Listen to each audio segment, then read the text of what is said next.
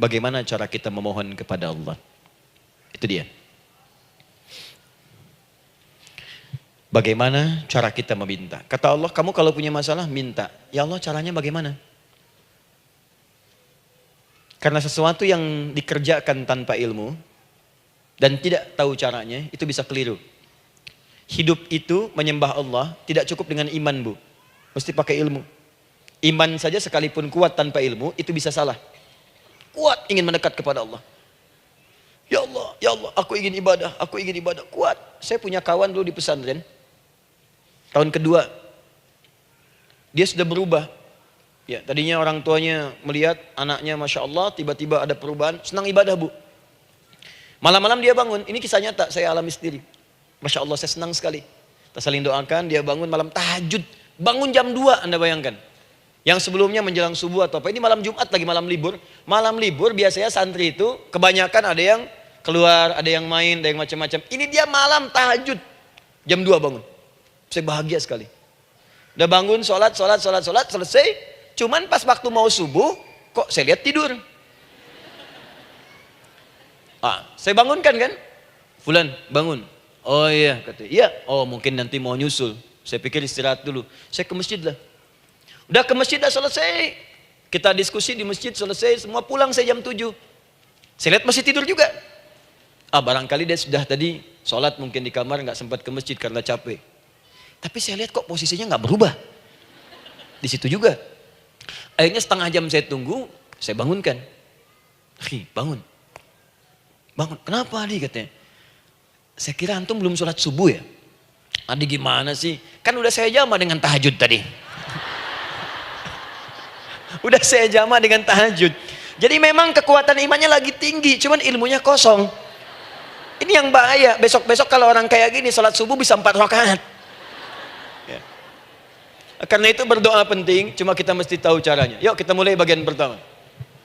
Quran surah kedua ayat 186, paling kiri sebelah bawah. Sudah?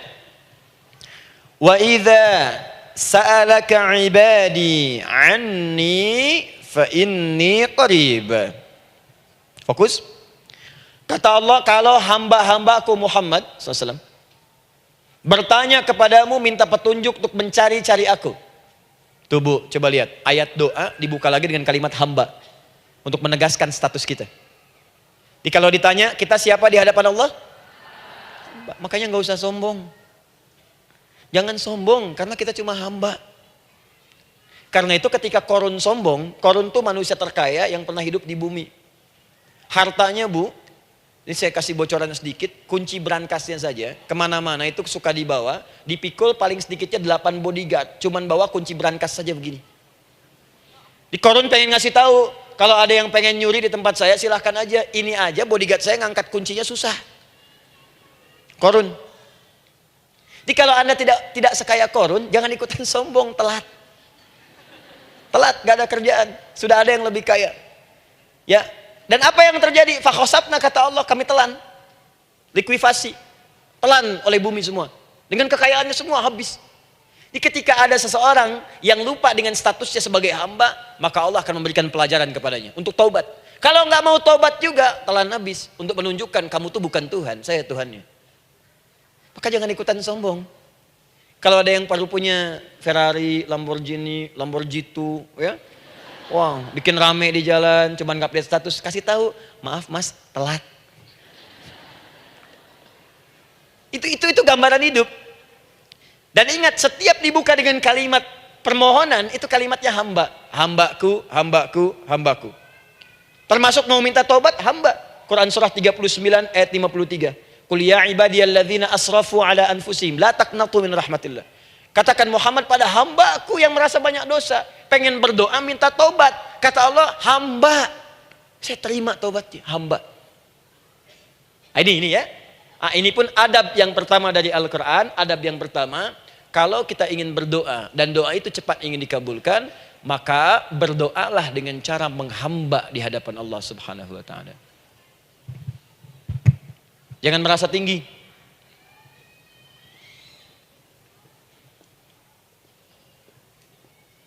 Saya turunkan caranya. Bagaimana cara menghamba itu dengan cara yang baik? Fokus. Wa idza sa'alaka ibadi anni, Muhammad SAW, jika ada hamba-hambaku bertanya padamu tentangku, ingin mencari-cari aku. Masya Allah, ibu maaf ya, biasanya kan kalau orang mencari Allah, ingin mendekat kepada Allah, entah itu datang ke masjid, bangun malam, biasanya motifnya cuma dua. Satu, ada kebutuhan, pengen berdoa, terus dekat sama Allah. Besok mau arisan, malamnya tahajud. Anak mau ujian baru puasa, kan? Suami ada proyek, nah, baru baca Quran, kan? Terus itu biasa itu, biasa. Jadi fitrah bu. Tumben jeng tahajud, fitrah. Itu biasa itu. Ya. Yang kedua, taubat dari maksiat. Taubat. Seorang taubat ke masjid, bangun malam, doa, itu biasa. Jadi kalau ada seperti itu tandanya kita hamba normal manusia. Fa inni qarib, kata Allah, katakan Muhammad SAW, katakan kepadanya, janganlah mencari, aku dekat. Dekat, jangan mencari, aku dekat. Jadi bu, ketika kita butuh Allah, langsung jawab oleh Allah. Kamu mau apa? Aku dekat. Itu secara psikologi memberikan ketenangan yang paling dalam. Saya belum datang di sini sampai jam 8, ibu tanya panitia, ustadznya mana sih? Ukti, ustadznya mana? Jawaban pertama misalnya, ini belum jelas nih ustadznya. Gak ada kabar. Yang kedua mengatakan, tenang saja, ustadz sudah dekat. Maka yang kedua itu lebih menenangkan kepada kita. Ketika ibu mencari, ya Allah, saya sedang ada masalah, langsung dijawab oleh Allah. Tenang, aku dekat denganmu. Mau minta apa? Itu bu, jadi kalau ibu sedang punya persoalan, psikologi Al-Quran mengatakan, langsung rasakan Allah tuh bersama kita, dekat, menunggu kita mau minta apa. Ibu punya masalah dengan suami, ingin mengadu. Lu kata Allah, saya dekat, kamu kenapa? Ada masalah apa? Ayo minta, ayo cerita. Mohon. Ibu punya masalah dengan anak. Ibu punya masalah dengan tetangga, di pekerjaan, kehidupan sosial. Kata Allah, saya dekat. Nah perasaan itu hadirkan dalam jiwa kita. Ini sekarang jarang didapatkan. Jadi kalau ada masalah itu, hal pertama yang dilakukan itu belum ingat Allah, itu masalahnya. Di kebanyakan manusia itu kalau punya masalah, selalu ingin yang pertama itu solusinya. Bukan Allahnya. Kan pemilik solusinya Allah. Jadi kalau kita ingat pada yang memiliki, maka apapun yang kita minta akan diberikan. Bahkan ada orang yang saking ingatnya dengan Allah, sebelum minta sudah dikabulkan. Itu yang dahsyat. Nah, sekarang setelah kita paham tentang kedekatan ini, kemudian kita praktekkan. Jadi bu, ya maaf ya, ketika ibu punya masalah apapun, yang pertama diingat Allah. Allah, Engkau telah berjanji, Engkau pasti akan tepati. Ya Allah, sekarang aku ada persoalan. Nah, sekarang teruskan ayatnya. Ujibu da'watad da'i idza da'an. Ujib.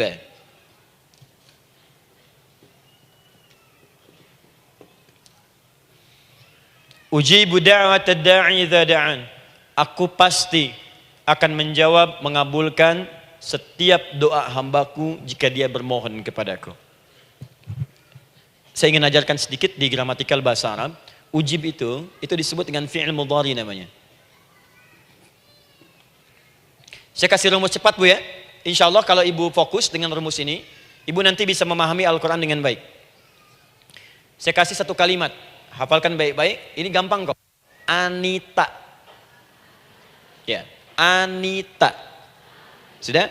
Anita. Baik.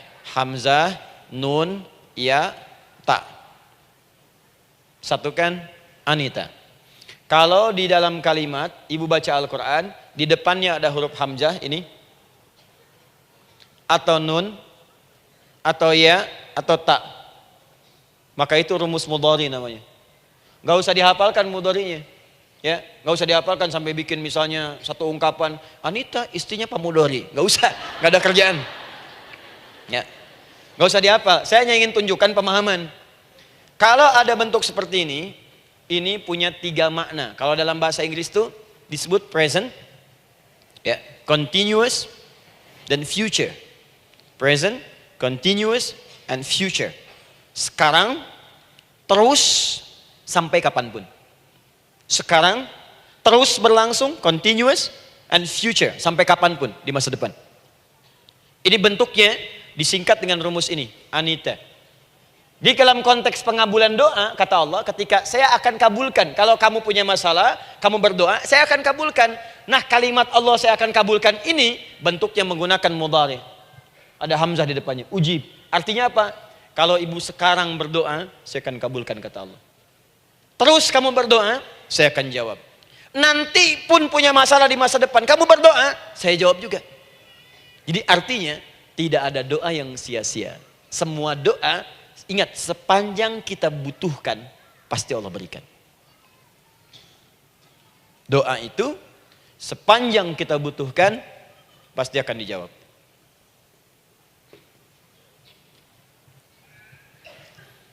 Nanti kapan dijawabnya, seperti apa jawabannya, nanti bagian ketiga. Kadang-kadang minta sekarang, dijawabnya nanti. Minta sekarang, dijawab sekarang.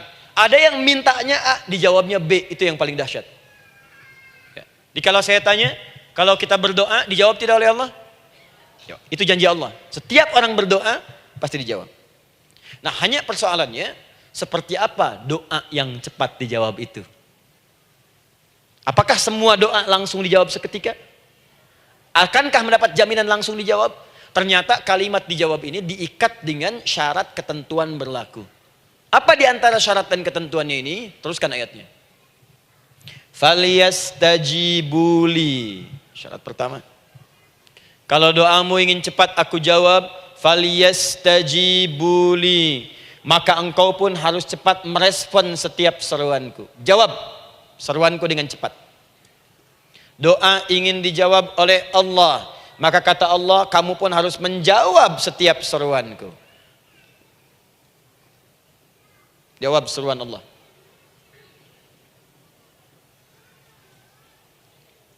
Ayo respon, adil. Maunya dapat gaji aja, kerja nggak mau. Ya? Apa ibu pikir duduk manis, santai di ruangan tengah? Tiap bulan suami datang berikan uang belanja? Belum tentu. Kalau sikap tidak bagus, ya interaksi tidak mulia, maka belum tentu itu didapatkan. Maka syarat pertama kata Allah, kalau doamu ingin cepat aku jawab, maka setiap aku seru, cepatlah engkau kemudian kerjakan dan jawab itu. Jadi ternyata seruan Allah itu terkait berkelindan dengan pengabulan doa. Jadi ketika ibu diseru oleh Allah, diminta diperintahkan sesuatu oleh Allah, sebetulnya itu kunci untuk mendapatkan jawaban doa kita, Bu. Dipanggil kita, ayo cepat datang ke sini, mau minta apa? Minta, saya kasih. Apa di antara kunci doa itu, Ustaz? Yuk kita lihat. Adalah jawaban dari seruan Allah. Apa di antara seruan Allah itu? Saya beri contoh satu misalnya. Allah perintahkan kita untuk sholat. Bahkan diseru, diingatkan 5 kali dalam sehari. Salat. Bukankah kita diseru, Bu, dipanggil 5 kali sehari untuk salat? Allahu Akbar, Allahu Akbar. Ya? Diingatkan kan? Ayo ingat Allah, ingat Allah, ingat Allah, ingat Allah. Allah Maha Agung, Maha Besar semuanya, dan seterusnya. Perhatikan baik-baik. Apa tujuan Allah menyeru kita dalam salat? Ternyata bukan ingin memberikan beban ruku dan sujud. Bukan sujudnya yang penting. Karena semua makhluk tidak sujud pun tidak akan menurunkan status Allah sebagai Tuhan. Allah tetap Allah, gak ada ruginya. Yang rugi kita, ternyata ketika disuruh sujud, disuruh ruku itu, ternyata yang ditunggu itu bukan ruku sujudnya. Allah nunggu, punya masalah apa? Mau minta apa? Karena itu dalam ilmu fikih, ibu buka semua kitab fikih. Salat itu secara bahasa disebut dengan doa. Nama lain dari doa adalah salat. As-salatu hiya doa. Salat adalah doa. Karena itu semua bacaan dalam salat doa semua. Coba lihat. Baru takbir Allahu Akbar, doa iftitah. Al-Fatihah doa, Bu, jangan dikira Al-Fatihah nggak ada doanya. Nih, nanti saya berikan cepat ya. Ini highlight dulu. Highlight dulu. Dalam salat itu ada 4 keadaan. Ingat ini baik-baik. Nanti ibu manfaatkan minimal zuhur, lakukan. Ada berapa keadaan? 4. Ada 4 posisi, 4 keadaan dalam salat. Yang kalau ibu berdoa benar, meminta di situ dengan benar, itu seketika akan dikabulkan. Seketika. Satu, saat berdiri. Berdiri. Dua, saat ruku'. Ruku'. Ketiga, saat sujud. Ketiga, saat sujud. Keempat, sesaat sebelum salam.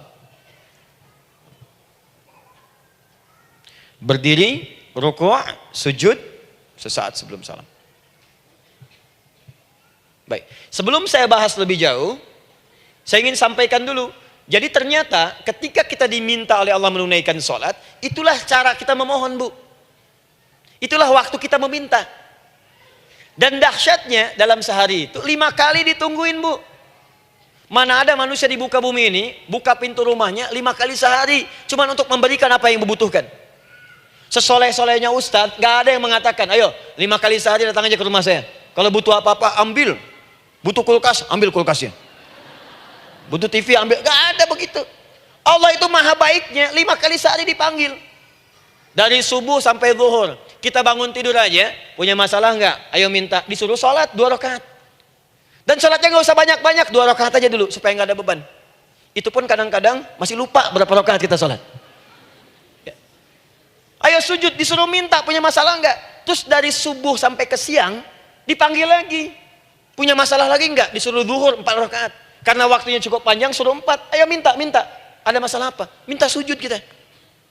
Minta mohon. Dari zuhur ke asar, ditanya lagi, ada masalah nggak? Panggil lagi. Ke maghrib sampai ke isya sebelum tidur. Supaya tidurmu enak, masalah nggak ada, tenang, nikmat, nyaman istirahatnya. Ada masalah nggak? Disuruh sholat lagi. Jadi kalau orang paham sholat itu kunci kebahagiaan, dia akan senang menunaikan sholat. Makanya ketika ibu bertanya, kenapa saya sholat? Dijawab oleh muadzin, hayya 'alas shalah, ayo sholat. Kenapa sih sholat? Hayya 'alal falah. Yuk bahagia. Ayo tenang. Yuk dapatkan apa yang kamu inginkan. Falah. Jadi kalau orang paham sholat itu menyelesaikan persoalan, tentu orang akan berbondong-bondong semangat untuk menunaikan sholat. Cuman sayang segelintir orang itu menilai sholat sebagai beban. Jadi sebagai kewajiban beban saja, makanya sholatnya nggak nikmat. Karakter di duhur, ayeuna asar deui. Tuh. Ya bagaimana doanya bisa dijawab? Anda datang pada orang, tapi datangnya dengan marah-marah. Datangnya dengan mencelanya. Ya bagaimana dia bisa memberikan kebutuhan Anda? Anda datang pada Allah dengan niat yang tidak ikhlas. Setelah itu kemudian menggunjingkannya, bagaimana bisa dijawab? Tuntutan tinggi. Tapi datang tidak membawa prestasi, ya bagaimana bisa diberi? Catat tuh, bikin status. Paham ya? Nah ini bagian pertama. Jadi cara pertama, respon kata Allah, seruan Allah. Rumus pertama sholat. Nah sekarang saya ajarkan lagi. Ini belum selesai nih Bu. Ini panjang bahasannya nih. Sampai jam berapa kita? 10 ya? Oh, banyak. Oh, mau sampai jam 5 silahkan. Saya jam 10 selesai. Ya. Lihat sini. Oke, saya punya sekitar 1 jam kurang ke depan. Saya ingin terangkan sedetil-detilnya gitu ya. Dan saya hanya menyampaikan isi Al-Quran. Quran, hadis, Quran, hadis. Sekarang gini, Ustadz saya sekarang paham, sholat berarti kunci untuk menyelesaikan masalah. Di sholat saya akan memohon. Sekarang Ustadz, bagaimana cara saya merespon sholat? Kan kata Allah, saya menyeru, respon gitu kan? Kita dipanggil sholat nih, Allahu Akbar, dipanggil. Bagaimana cara meresponnya? Sebelum minta. Awas, ibu ingin datang mengajukan proposal.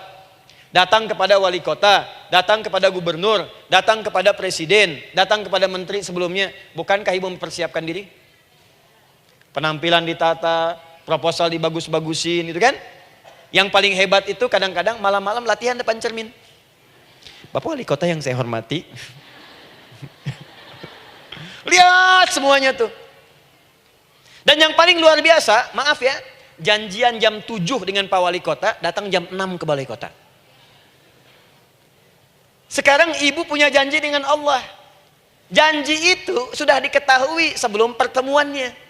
Kalau tidak percaya, 5 waktu ini ibu sudah hafal Bu. Ya, bahkan disuruh ngapalin oleh Allah. Buka Quran surah ke-4. Surah ibu, surah mama, An-Nisa. Ayat 103, Quran surah 4 ayat 103.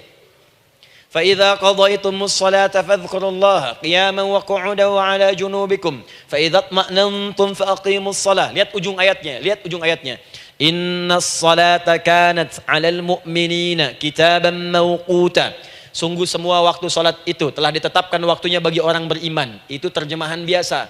Kalau terjemahkan pakai ilmu balaghah, sungguh orang beriman itu hafal waktu-waktu salat. Tahu waktunya. Apalagi kalau di waktu itu ibu punya kepentingan, pasti hafal. Kalau ibu benar memprioritaskan sholat dan menilai sholat sebagai solusi hidup, menilai sholat sebagai kebutuhan, ibu pasti akan hafalkan itu, Bu. Nih ya, ibu dapat bagian arisan nih, bulan ini misalnya. Dan memang bagian jatah ibu, demi Allah saya katakan, sebulan sebelumnya ibu sudah hafal tanggalnya kapan. Bahkan di kalender tuh diwarnain. Papa, bagian mama nanti bulan ini. Tuh. Dicatat semua, di tempat siapa, jam berapa, datang dengan penuh keceriaan dan kebanggaan. Luar biasa.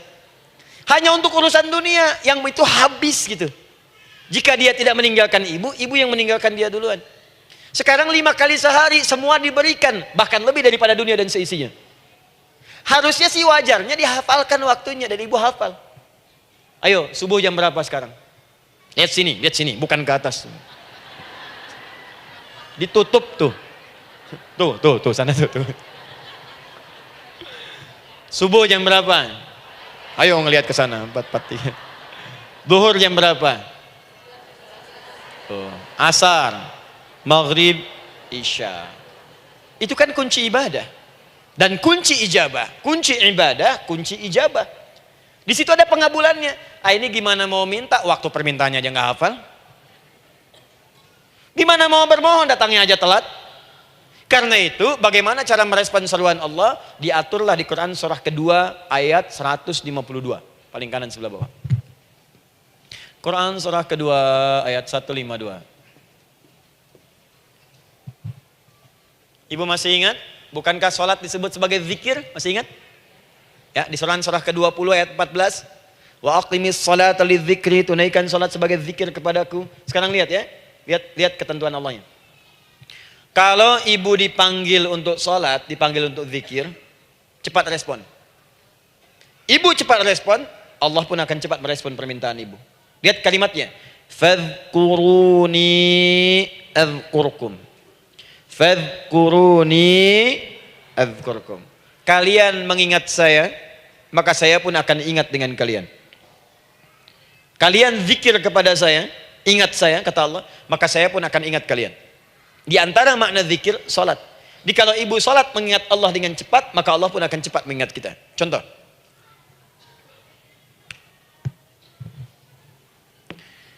Saya ambil waktu subuh misalnya. Di Bandung 4:33. 4:43. Oh, lihat kesan lagi terjadi perbedaan pendapat, ya. Ada yang 4:33, ada yang 4:34, ada yang 4:35 dan seterusnya. Yang ambil tengah-tengah lah, 4:35 misalnya.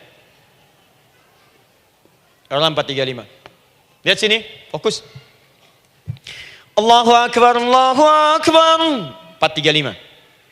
Dipanggil salat, diseru. Kan tadi rumusnya di Quran surah 2 ayat 186. Faliyastajibuli. Kalau diseru cepat jawab, gitu kan? Nah, terus diseru 4:35 adzan. Allahu Akbar, Allahu Akbar. Begitu diseru, ibu langsung datang. Ya Allah, sudah adzan, seruan nih, saya siap-siap, saya ingin minta sesuatu. Nah, orang yang datang saat dia diseru Allah, dia pun datang kemudian untuk menyerunya, maka Allah pun akan menjawab apa yang ia mohonkan saat ia bermohon kepadanya. Perhatikan, dipanggil oleh Allah lewat suara muadzin, Allahu Akbar, dia merespon cepat, siap salat. Maka dia pun ketika memanggil Allah, seketika Allah pun akan jawab padanya. Sesuai dengan kadar responnya. Dipanggil saat itu, dia menjawab. Maka Allah pun akan ingat kepadanya hanya saat dia memanggil saja. Di saat panggil, diingat. Panggil, diingat. Jelas? Ini yang hebat. Dipanggil 4:35. Allahu Akbar, Allahu Akbar. Dia sudah ingat dari sejak jam 3:45. Dia bangun jam 3. Bisa. Padahal belum dipanggil. Datang. Bahkan Masya Allah, melakukan warming up dulu. Tahajud. istighfar, baca Al-Quran sebelum dipanggil. Masya Allah Bu, ibu mau datang misalnya ke istana, janjian jam 7, datang jam 6. Di situ ibu kerjakan yang baik-baik dulu. Wah lihat, terus kelihatan CCTV kan. Wah ini orang bagus banget nih, mulia, bagus. Sampah diambilin, disapu. Kelihatan. Itu ibu belum datang pun udah dipanggil duluan. Ada orang yang belum dipanggil sudah datang menghadap Allah. Tahajud dia, zikir dulu, istighfar dulu. Ini orang, maaf ya, walaupun dia belum memanggil Allah, Allah sudah menyelesaikan semua persoalannya. Di orang-orang yang selalu ingat kepada Allah, walaupun Allah dalam waktu tidak memanggilnya, maka Allah akan mengingatnya sekalipun orang ini belum bermohon kepadanya. Maka ibu nanti akan temukan orang-orang yang langsung diselesaikan persoalannya oleh Allah bahkan sebelum dia bermohon kepadanya. Ada orang yang seakan gak punya masalah Bu. Bukan gak punya masalah, sebab setiap dia punya masalah, masalahnya diringankan oleh Allah. Seakan-akan gak ada beban. Ah ini indah hidupnya. Enak. Butuh sesuatu, sebelum nyari, datang. Ada persoalan, senyum dikit, selesai. Orang macet mengeluh, bikin status, dia macet malah senang. Dan hatinya dilapangkan oleh Allah. Bayangkan ada janji rapat jam 9, setengah 9 masih macet. Diprediksi di Google akan sampai 2 jam lagi. Yang lain mengeluh, telepon sana, telepon sini, ini. Dia enggak aja, lapang aja. Alhamdulillah ya Allah kasih macet. Morotal, saya mau dengerin surah Al-Baqarah. Buka, hafalin. Partnernya nelpon. Sampai di mana akhi? Ini sampai di surah Al-Baqarah ayat 186. Tidak ada yang sia-sia dari Allah. Sabar ya di sana. Ya, atau kita bisa koneksikan dari sini apa yang bisa saya selesaikan sekarang di sini sehingga sampai sana kita tinggal kesimpulan saja. Tenang hatinya. Ada gerasak, gerusuk, gelisah gini, telepon sana sini, klaksonin. Dasar lampu merah, lama, birunya sebentar. Padahal biru nggak ada, yang ada hijau kan. Jadi kalau sudah begitu enak Bu. Yang perempuan ada di Quran Maryam. Maryam kan perempuan. Dan Maryam itu bukan nabi, bukan rasul. Ingin memberikan pesan kepada ibu, perempuan dimanapun. Tidak harus jadi nabi supaya doa cepat dikabulkan. Tidak harus menjadi rasul. Ini Maryam bukan nabi, bukan rasul. Tapi dia ini luar biasa. Sebelum dipanggil udah datang. Zikirnya tak terlukiskan. Mohon kepada Allahnya luar biasa. Menjaga diri dari hal yang dilarang oleh Allah. Apa hasilnya? Sebelum diberikan bahkan oleh pamannya sudah ada kebutuhannya. Quran surah ketiga ayat 37. Kullama dakhala 'alaiha Zakaria al-mihraba wajada 'indaha rizqa. Setiap pamannya mau memberikan kebutuhan Maryam sudah ada di dalamnya, Bu. Sudah ada. Itu luar biasa. Mau makan, makanan ada. Mau anggur, anggur ada. Ya.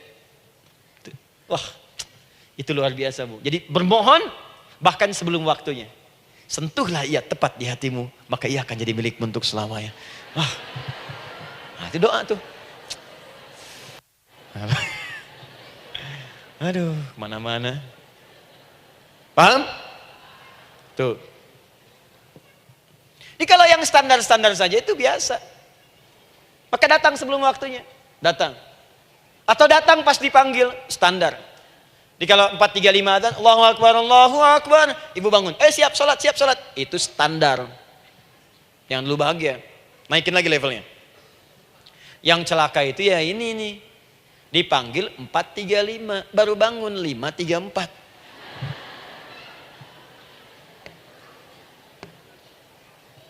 Sholat subuh belum, nuntutnya udah banyak. Ya Allah, kurang apa lagi aku bermohon kepadamu. Sudah aku meminta sekarang, sholat subuh aja belum. Jadi mana keadilannya? Jadi yang pertama, respon seruan Allah, disitulah Allah pun akan cepat merespon apa yang kita kemudian butuhkan. Jadi yang pertama lewat sholat ya Bu ya. Ingat sholat. Dan sholat itu tadi dari 4 posisi saya ajarkan yang pertama saja satu. Supaya nggak terlampau panjang ya. Berdiri Bu.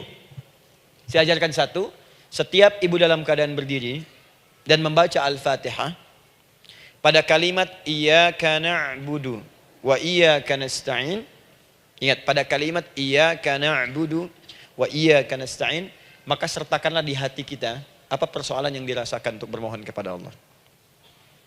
Saya ajarkan cepat. Kalau ibu mau belajar lebih detail, ikuti kajian kami di fikih solat. Sifat solat Nabi SAW. Nanti saya terangkan semua dalilnya. Insya Allah sepanjang yang saya ketahui. Baik.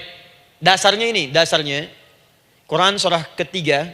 ayat 38 sampai 39. Dan dikuatkan nanti di hadis qudsi. Ibu kenal Nabi Zakaria? Ya kenal ya. Ya selamat lah Bu. Alhamdulillah. Episode ke-15 kenal Nabi Zakaria, luar biasa.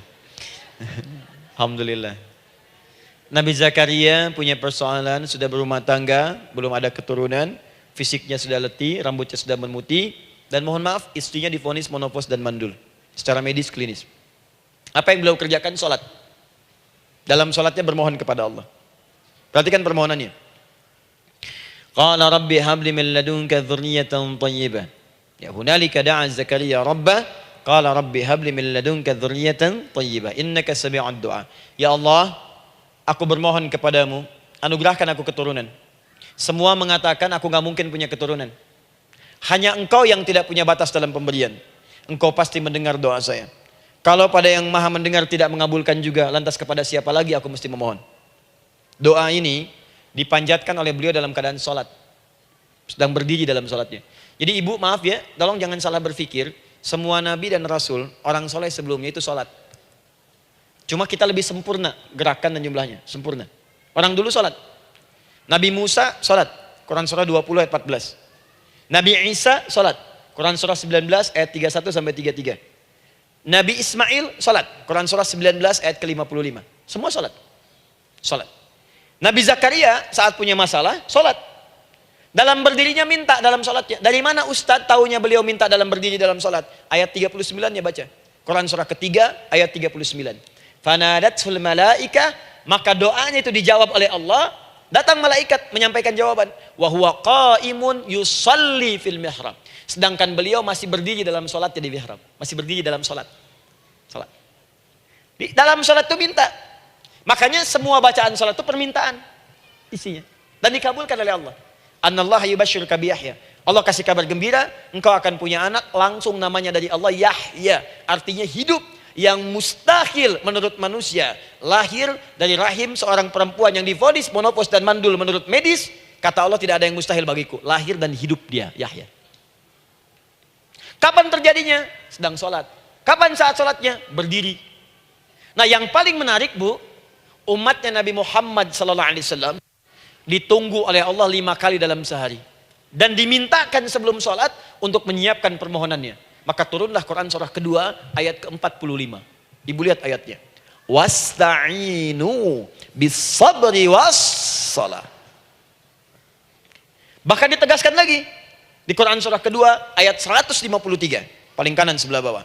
Ya ayyuhalladzina amanu ista'inu bis-sabri was-shalah. Yang pertama nggak pakai panggilan iman.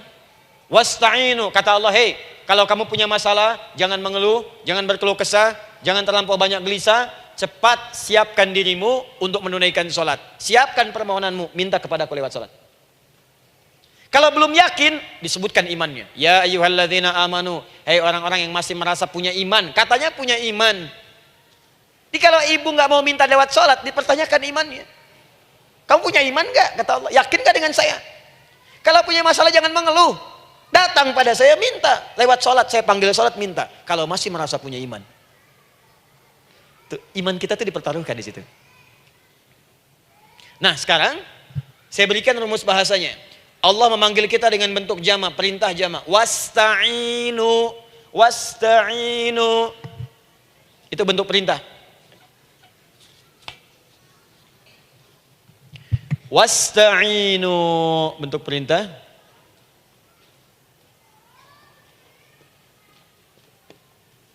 Wasta'inu. Dan jika kalian, perhatikan cara menerjemahkannya, dan jika kalian punya persoalan dalam hidup, punya kebutuhan, maka bergegaslah siapkan dirimu untuk minta kepadaku solusi. Wasta'inu, dan mintalah oleh kalian pertolongan, solusi. Bisabri wassalah. Pertama sabar dulu. Sebelum sholat, sabar dulu dengan itu. Tahan dulu. Terima dulu. Jangan mengeluh, terima dulu. Nanti dalam sholat minta solusi. Itu maksudnya. Punya masalah sekarang jam 9 lewat. Sabar, tahan dulu. Koreksi diri, istighfar. Nanti zuhur minta. Atau duha sekarang sholat. Datang ke masjid, sholat duha minta. Tahiyatul masjid minta sekarang. Sabar. Ini sabar, terima dulu. Jangan mengeluh. Sabar. Ingat. Terima, sabar. Karena Allah mustahil memberikan ujian masalah kalau kita tidak sanggup menerimanya. La yukallifullahu nafsan illa. Saya sering katakan Bu ya, maaf kalau kalimat ini mungkin kurang berkenan. Tapi kalimat ini nyata. Kalau ibu sekarang punya masalah seberat apapun, itu artinya hanya ibu yang sanggup untuk menerimanya. Saya tidak.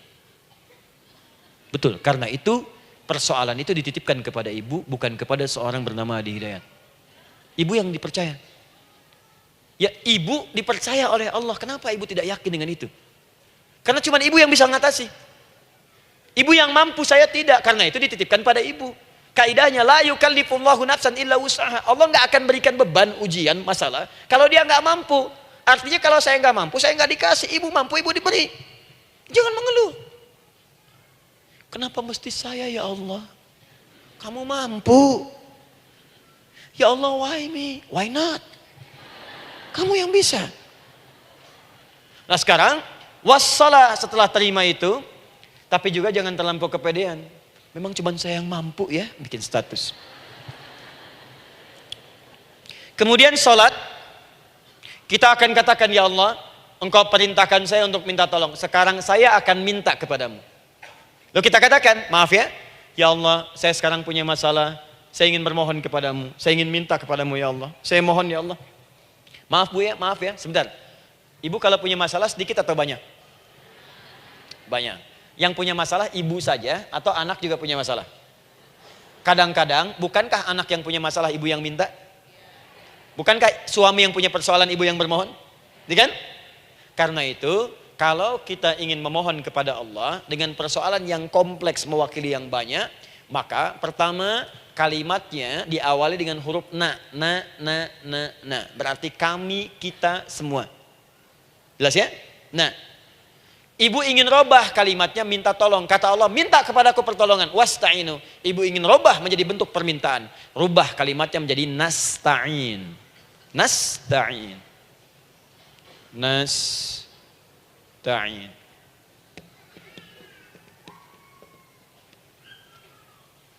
Wasta'inu nasta'in. Minta kepada siapa tadi? Allah. Boleh minta kepada selain Allah? Tidak. Hanya kepada Allah saja? Hanya kepada Allah saja. Hanya kepadamu ya Allah. Tidak kepada yang lain. Maka kalimatnya menjadi iyyaka. Iyyaka. Hanya kepadamu saja ya Allah. Engkau berjanji kalau ada masalah minta aku berikan. Sekarang hanya kepadamu saja ya Allah aku bermohon. Maka kalimatnya namanya iyyaka nasta'in. Sekarang saya tanya kepada ibu, apakah dalam sholat ibu membaca kalimat iyyaka nasta'in? Tuh. Saya mau tanya, ibu bacanya saat ruku atau saat sujud? Berdiri. Gak ada orang ruku baca kalimat ini. Allahu Akbar. Iyyaka na'budu wa iyyaka nasta'in. Berdiri. Iyyaka na'budu wa sekarang saya bacakan hadis qudsinya. Tersambung dari Nabi sallallahu alaihi wasallam. Qala Rasulullah sallallahu alaihi wasallam, qala Allah azza wa jalla. Allah langsung yang berfirman lewat hadis qudsi. Perhatikan bahasanya. Qasamtus shalah baini wa baina 'abdi. Saya bagi dalam salat itu dua bagian antara hak aku dan hak hambaku. Wali 'abdi ma sa'ala. Dan jika benar hambaku menunaikan kewajibannya dengan baik, menjaga hak-hak aku, maka pada saat itu apapun yang dia minta dalam sholat, aku akan berikan. Apapun.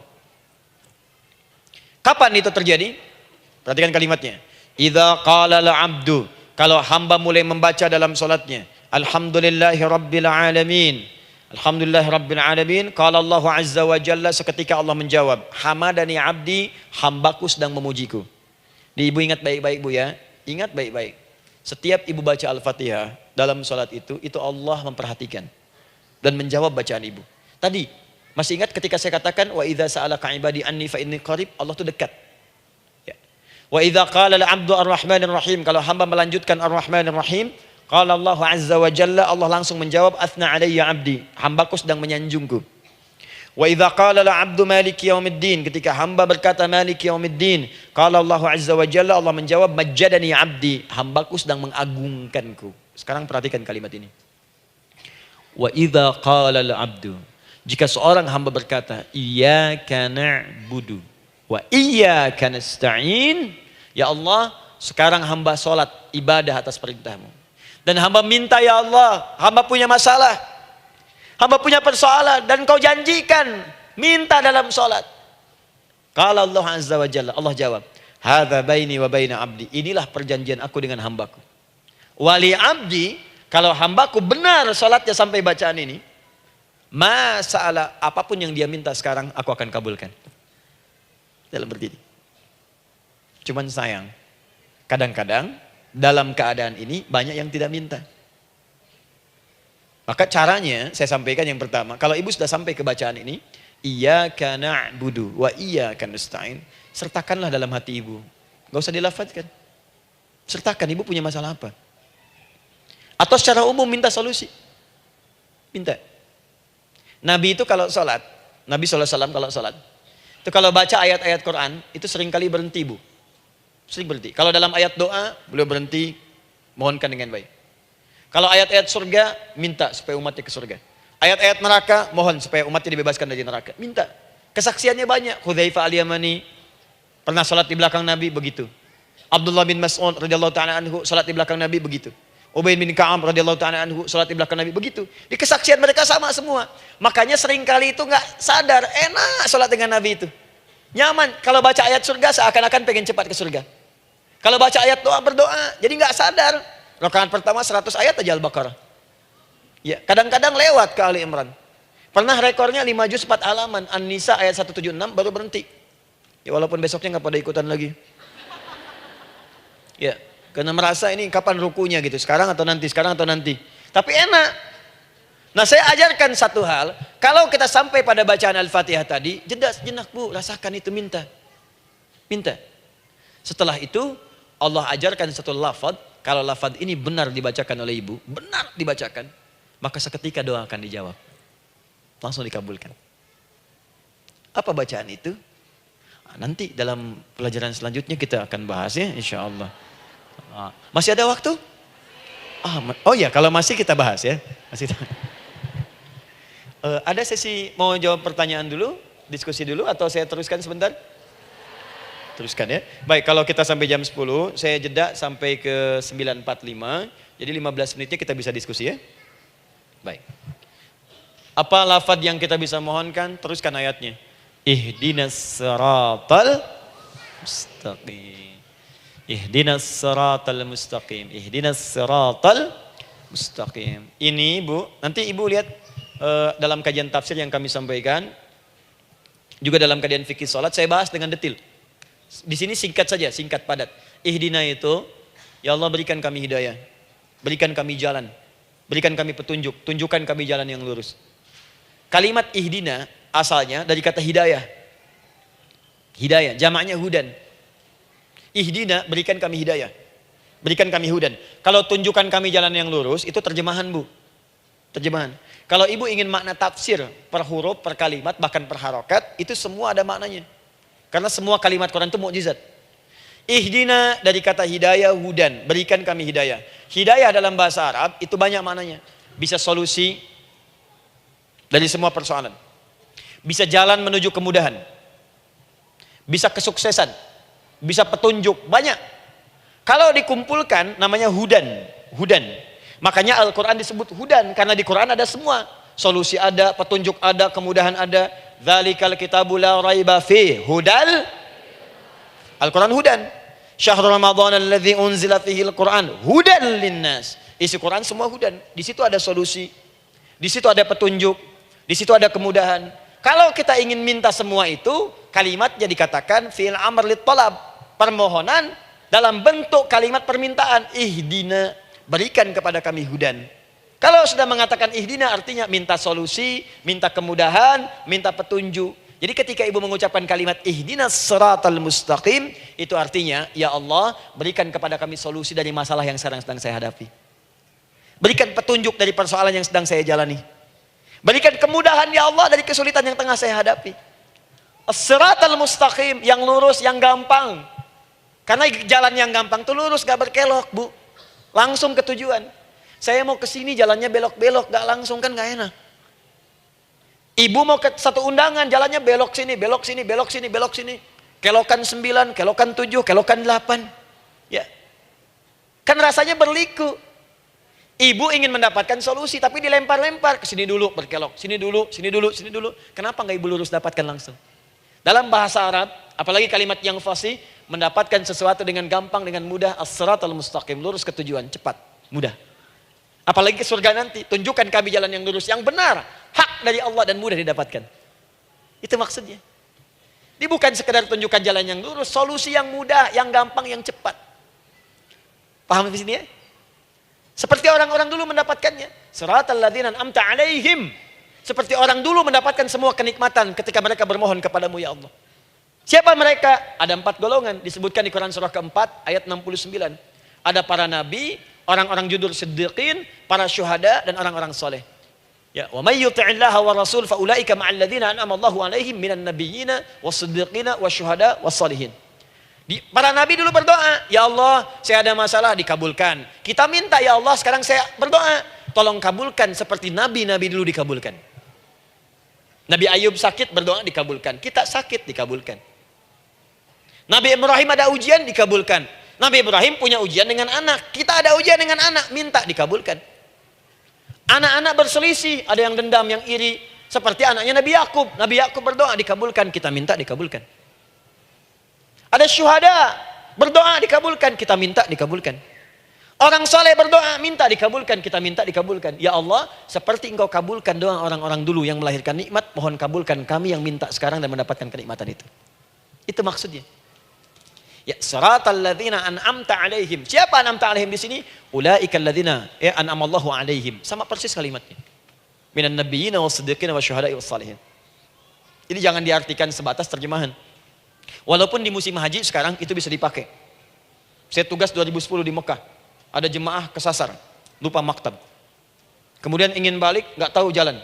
Dia ketemu askar. Askar nggak bisa bahasa Indonesia, dia nggak bisa bahasa Arab. Tapi dia hafal Al-Fatihah. Datang kepada askar, dia tunjukkan gelangnya. Pak, ihdinas siratal mustaqim. Tunjukkan saya jalan yang lurus. Ikutin gelang. Askar gak bisa bahasa Indonesia. Dikasih bahasa Arab gak paham-paham. Tapi askar ini pun cerdas. Dia tunjuk, dia lihat gelangnya. Oh, maktab sana. Siratal ladzina an'amta 'alaihim ghairil maghdubi 'alaihim waladdallin. Lurus, jangan belok-belok. Kalau belok nanti engkau tersesat atau dicaci maki orang. Maghdub ya dicela orang. Dhalin tersesat, kan? Jangan dicela, jangan sesat, lurus. Tapi kalau dalam berdoa dalam sholat minta di hati hadirkan. Jelas ya? Nah, itu posisi pertama. Jadi pertama minta lewat sholat. Yang kedua cepat rajin istighfar, Bu. Saya cepat ya, rajin istighfar. Saya ada 7 menit lagi. Ibu rajin istighfar. Astaghfirullah, astaghfirullah, astaghfirullah, astaghfirullah. Itu yang paling singkat. Astaghfirullahaladzim, astaghfirullahaladzim, astaghfirullahaladzim. Itu yang menengah. Astaghfirullahaladzim, alladzi la ilaha illa huwal hayyul qayyum wa natubu ilaihi. Astaghfirullahaladzim, alladzi la ilaha illa huwal hayyul qayyum wa natubu ilaihi. Astaghfirullahaladzim, alladzi la ilaha illa huwal hayyul qayyum wa natubu ilaihi. Itu yang cukup panjang. Ibu rajin istighfar. Orang yang rajin istighfar itu diantara yang disebutkan dalam riwayat-riwayat adalah orang-orang yang cepat dijawab doanya. Hanya dengan istighfarnya. Jadi dia tuh punya keinginan, dia nggak katakan. Jadi keinginan di benaknya dia, terus dia istighfar. Astagfirullah, astagfirullah, astagfirullah. Itu kalau benar rajin istighfar, seketika dikabulkan. Cepat. Ada seorang yang hidup, ini tukang roti. Di zaman Imam Ahmad bin Hanbal. Saya pernah kisahkan ini di beberapa keadaan. Orang ini itu ahli istighfar. Jadi maaf ya Bu ya, bukan istighfarnya pas ada keperluan aja, bukan. Ada ta'lim ustaz tadi, sab pertama astagfirullah, astagfirullah, astagfirullah, bukan. Besok ada arisan, astagfirullah, astagfirullah, bukan. Jadi bukan ada keperluan istighfar, bukan. Orang ini membiasa istighfar. Jadi setiap mengerjakan apapun dia istighfar. Mau minum, bismillah, astagfirullah, astagfirullah. Dia setiap buka adonan, astagfirullah, astagfirullah. Nah, satu ketika Imam Ahmad itu nggak tahu kenapa pengen datang ke daerah itu. Ya kalau misalnya ibu tinggal di Cicahem, misalnya kan Imam Ahmad tiba-tiba pengen ke Cicahem aja. Terus karena lelah, mampir ke masjid. Istirahat di dalam masjid. Tiba-tiba kata penjaga masjidnya, DKM-nya, marbotnya, ya Syekh, idhab, pergi, nggak boleh tiduran di sini.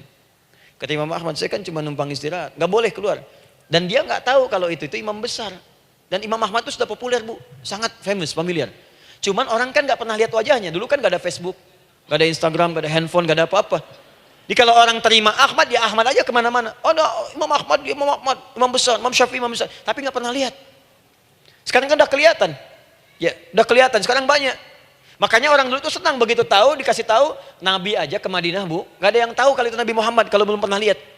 Karena beliau di bawah, Abu Bakar di atas. Abu Bakar kan naik kan, untanya Nabi. Nabi Muhammad pas di bawah gantian tuh di jalan. Orang mengira yang di atas unta Nabi Muhammad. Padahal Nabi Muhammad yang jalan kaki, nggak kelihatan. Makanya responnya bola ketika tahu Nabi, senang luar biasa. Minta doa, minta ini, minta itu. Orang sekarang tidak, karena sering banyak lihat di TV, media sosial, begitu ketemu minta foto. Ini lain kisahnya, nggak tahu dia, pergi keluar. Kata Imam Ahmad, ya sudah, keluar beliau, nggak mau ribut. Istirahat di luar, di pelataran. Di sini juga nggak boleh. Lihat kalimatnya, barwah, keluar, pergi. Barwah itu kasar bu. Begitu kemudian di debat lagi, saya cuma di luar. Rawah itu dari kata roh bu, itu paling kasar. Artinya keluar dengan rohnya sekalian. Rohnya pun jangan di sini. Ya. Jadi kalau ibu nanti di Masjidil Haram misalnya kan, ada kalimat itu artinya kesel bu askarnya. Ya, keluar. Misalnya idzabi enti, nggak mau, saya mau di sini. Ya, barwa pergi. Sampai ke rawah dengan rohnya. Itu artinya ibu disuruh pergi. Ya, bukan jangan mengelak lagi. Rawah. Saya bukan rawah, saya rohayati. Suruh pergi. Pergi. Imam Ahmad pergi tuh akhirnya. Pergi, di jalan kelihatan ada tukang roti tadi. Begitu kelihatan capek lah dipanggil, Syekh, kayaknya lelah istirahat di sini. Dan tukang roti pun nggak tahu kali itu Imam Ahmad. Begitu istirahat, duduk, kelihatan Imam Ahmad setiap buka adonan, astagfirullah. Bikin lagi, astagfirullah. Imam Ahmad tahu faidah itu. Tapi ingin menguji tukang roti ini, ditanya. Ya akhi, kamu ini kenapa setiap Anda menanam adonan itu, tepung itu, Anda mengucapkan istighfar, astagfirullah. Perhatikan jawabannya. Wallahi demi Allah, tidak pernah saya beristighfar dalam setiap aktivitas saya, kecuali Allah selalu mengabulkan doa yang saya mohonkan. Di setiap minta, astagfirullah, itu dikabulkan. Cuman satu yang sampai sekarang belum terkabul. Apa itu kata Imam Ahmad? Saya ini selalu bermohon kepada Allah, ya Allah, mohon sebelum saya wafat atau setelah ia wafat, pertemukan saya ya Allah dengan Imam Ahmad bin Hambal. Sebelum saya yang wafat atau Imam Ahmad. Kata Imam Ahmad, astagfirullah. Allahu Akbar. Itu mungkin yang memperjalankan saya kemari. Tiba-tiba pengen ke sini, sampai diusir keluar dari rumah Allah dari masjid, sampai di sini karena istighfar Anda. Sayalah Imam Ahmad bin Hambal. Astagfirullah. Imam Ahmad ke situ datang. Tolong jangan lakukan pada saya. Salah di hidayat ya Allah. Astagfirullah. Saya jawab lagi dari sana. La haula wala quwata illa billah. Ini istighfar. Nah, kapan istighfar yang baik? Istighfar yang baik dilakukan setelah tahajud sebelum fajar. Saya ulang ya. Setelah tahajud sebelum fajar. Dalilnya Quran surah ke-51 ayat 18. Baca dari ayat 15 sampai 18-nya. Jadi ibu kalau mau seperti itu, rajin tahajud dulu bu. Tahajud. Setelah itu biasakan istighfar. Itu latihan dulu, itu baru latihan. Ingat ya, istighfar menjelang fajar di waktu sahar, itu baru latihan. Astagfirullah. Nanti kalau sudah banyak latihan, ibu akan refleks. Mau duduk masuk mobil, astagfirullah. Duduk mau makan, astagfirullah. Ya, kadang-kadang ibu mau ambil handphone, astagfirullah. Itu refleks di lisan kita keluar. Ahli istighfar itu gak direncanakan keluar di lisannya. Astagfirullah. Kalau sudah seperti itu, berbahagialah. Karena apapun kadang ibu inginkan, sepanjang itu ibu butuhkan, seketika dikabulkan. Ya. Yang ketiga, yang terakhir. sudah 9.45, boleh sedikit? Ya, yang terakhir ya, terakhir. Jangan khawatir, setelah ini selesai, jangan khawatir. Yang ketiga, ini amalan yang paling dahsyat. Jadi yang pertama minta dikabulkan. Yang kedua baru istighfar dikabulkan. Yang ketiga nggak ngapa-ngapain dijawab.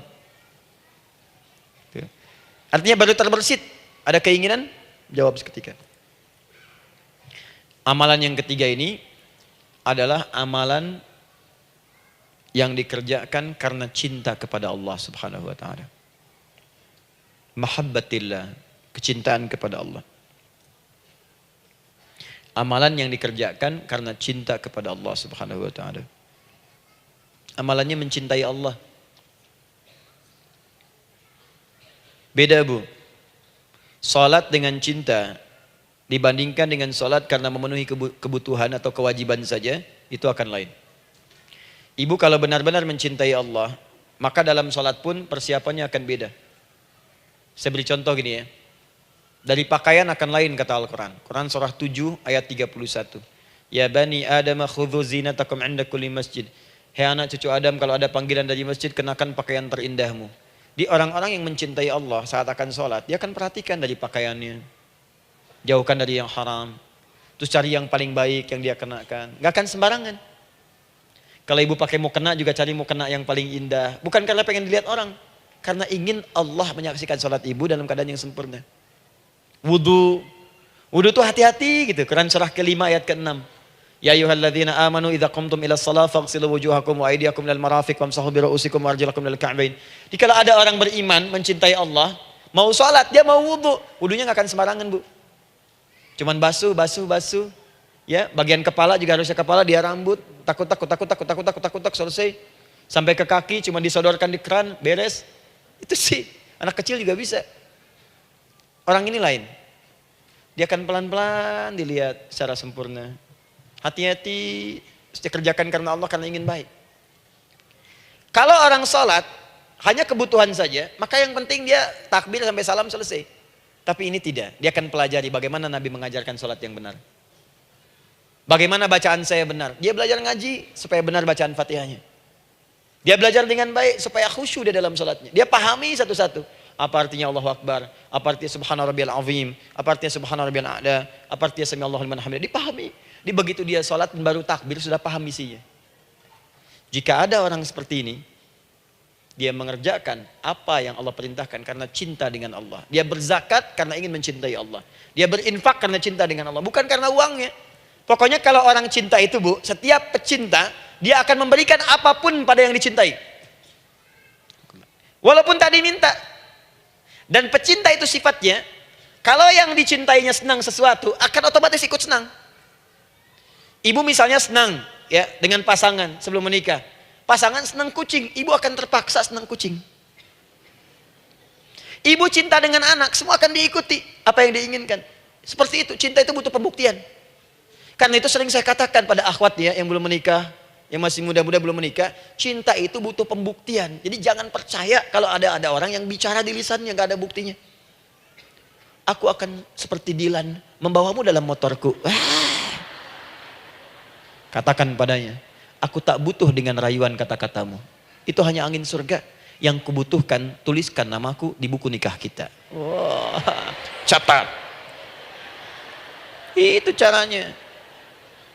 Main ke Taman Dilan, cuman boncengan. Seakan dunia milik berdua, yang lain gak ada. Gombal. Udah ya? Jelas? Jadi amalan yang ketiga ini kerjakan karena Allah. Saya mau contohkan satu. Ibu pernah dengar Imam Malik bin Anas? Pernah ya? Gurunya Al-Imam Asy-Syafi'i, Imam Malik bin Anas, lahir di kisaran tahun 94-95 Hijrah. Siap, Kang Dan. Wah, ini terakhir nih, saya tutup nih. Benar-benar terakhir, betul-betul. 10 menit lagi kalau ada nanti tanya jawab, sedikit. Imam Malik ini, Bu, itu Masya Allah. Saking cinta pada Allah dan Rasul, itu tidak pernah, jangankan sholat. Dalam beliau memberikan fatwa pun akan mencari pakaian yang paling bagus, paling indah. Dan beliau menjaga adab dalam menyampaikan kalimat Nabi pun itu luar biasa. Sampai satu kali pernah pakai jubah bagus, indah, ada lebah menyengat di kepalanya, sedang menyampaikan hadis. Saking hormatnya terhadap hadis Nabi, lebah itu dibiarkan menyengatnya. Nggak mau memutus kalimat Nabi, hadis Nabi, hanya untuk mengusir lebah, dibiarkan sampai tersengat. Apa yang Allah berikan kepada beliau? Allahu Akbar. Satu kali, singkat, berdiskusi dengan muridnya Imam Asy-Syafi'i. Kata Imam Asy-Syafi'i, ya guru, setahu saya rizki itu dicari dulu, baru dikasih. Imam Malik lebih tinggi ilmunya pada saat itu. Beliau tahu ada 8 jenis rizki. Ya Syafi'i, ada rizki yang tidak perlu dicari, Allah berikan. Wah, berdebat tuh, sampai berpisah. Setelah itu, secara singkat, Imam Asy-Syafi'i lewat di kebun anggur sedang panen anggur besar. Tiba-tiba tergerak untuk membantu, datang ke situ bantu. Begitu selesai dikasih hadiah anggur banyak, besar-besar, indah, enak, gitu kan? Ketika diberi itu langsung senang beliau. Bukan karena anggurnya, karena merasa pendapatnya benar. Jadi begitu bekerja baru dapat. Dibawalah anggur ini diberikan pada gurunya. Perhatikan adabnya terhadap guru. Jadi kalau ibu adabnya bagus pada guru, keberkahan dapat, ilmunya pun menghunjam di jiwa. Imam Syafi'i nggak merasa benar, tapi memberikan sebuah jawaban dengan adab. Guru, tadi itu ada panen anggur, saya mencoba membantu. Begitu saya bantu dikasih anggur, dikencangkan kalimatnya. Begitu saya bantu dikasih. Dibantu dulu baru dikasih. Kalau saya nggak bantu, saya nggak dikasih. Apa jawab Imam Malik? Imam Malik tersenyum, tertawa. Tabassama dhahika. Masya Allah, Syafi'i, bahasa kita. Tadi itu saya keluar mau ngajar, siang-siang terik begini saya kepikiran, ya Allah, kalau makan anggur yang enak-enak, enak banget sekarang ini. Ada anggur sekarang. Tuh. Murid berikhtiar, guru mendapatkan hasil. Setelah itu Asy-Syafi'i naik dan jadi bintang di zamannya, sampai kekinian pun luar biasa. Dan mendapatkan barakah gurunya, seperti gurunya dapatkan, muridnya pun meraihnya. Itulah 3 cara bagi kita untuk bermohon kepada Allah.